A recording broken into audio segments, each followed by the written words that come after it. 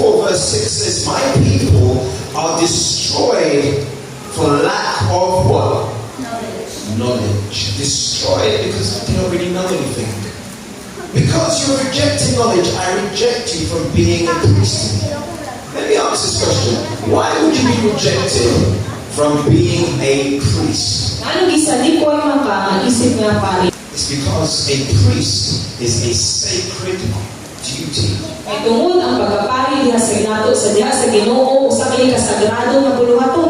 Priesthood is a sacred duty, and to be a priest, you need to understand how you're supposed to serve your God. Anyone know what a priest really is? A priest is a mediator between God and man, authorized to perform sacred duties like offering sacrifices, teaching doctrine, and invoking blessings and curses. Do you know any priests? Do you personally know a priest? I mean, we all know this in the Catholic faith, there are priests. I don't mean that. I mean, do you personally know a priest? So this is why we need to have this event right now. Did you know that you're a priest? Did you actually know that?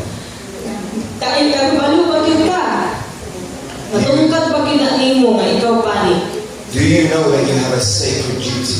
You must understand this and learn this today. No matter what you think you are, if you belong to Jesus, He has made you a priest, which means you have a responsibility. And like He said before, because my people lack knowledge, I shall also reject them from being a priest to me. Wow. A holy priesthood to offer up spiritual sacrifices acceptable to God.